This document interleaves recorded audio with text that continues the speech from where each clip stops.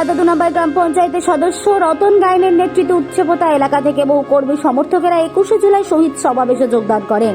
রতন গায়েন বলেন, যত তৃণমূল কর্মী সমর্থকেরা রয়েছে সকলেই খুব খুশি এবং বিজয় উৎসবের সাথে সাথে শহীদ দিবস উদযাপনকে ঘিরে তৃণমূল কংগ্রেসের অন্তরে সাজো রব।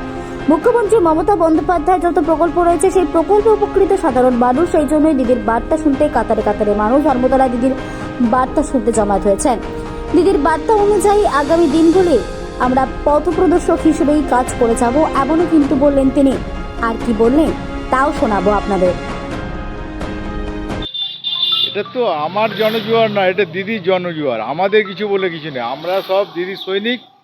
আজকের দিনে একটা অঘটন ঘটেছিল যে 13 জন শহীদ হয়েছিল ধর্মতলাতে, সেই জন্যই আজকের সব, সেই জন্যই দিদি প্রত্যেকবারই এই 21শে জুলাই প্রত্যেকে যায়, যারা অন্য অন্য মিটিংয়ে নাও যায় কিন্তু এই মিটিংয়ে সবাই যায়।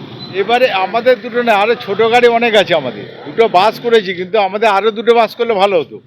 কিন্তু দেখা যাচ্ছে আমাদের ছোটো গাড়ি সামনে একটা দাঁড়িয়ে আছে, আরও একটা পিছনে আছে, অনেক গাড়ি আছে, তার মধ্যে বাইক যাচ্ছে, প্রচুর লোকের অভাব নেই। যা গাড়িতে লোক সবাই যদি নামে তাহলে আপনি বুঝতে পারবেন যে কত লোক আছে। এটা না গেলে বুঝতে পারবেন না, গেলে আমরা বুঝবো যাই।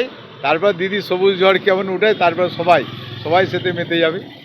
মানে কি প্রত্যেকবারে রেকর্ড তার তুলনায় অনেক বেশি রেকর্ড হবে আছে। সবাই ভালো থাকবে, সবাই ভালো যাবে, ভালোভাবে আসবে আর দিদির পাশে থাকবে, এটাই সবচেয়ে বড় কথা।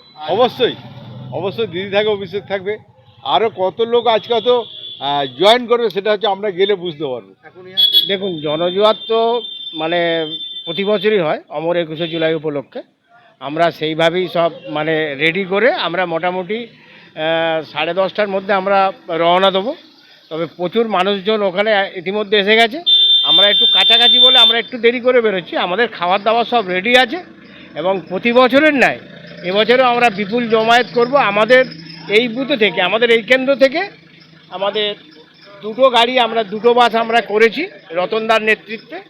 যেহেতু আমাদের উনি পঞ্চায়েত সদস্য, নির্বাচিত সদস্য, ওনার নেতৃত্বকে আমরা প্রাধান্য দিই।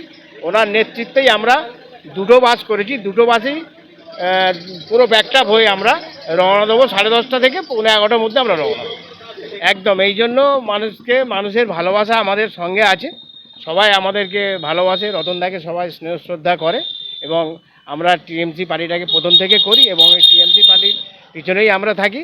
মানুষের সুখে দুঃখে, মানুষের অভাব অভিযোগগুলো শুনি এবং মানুষের সুখে দুঃখে তাদের পাশে থাকতে হয়, এটাই হচ্ছে মেন ব্যাপার।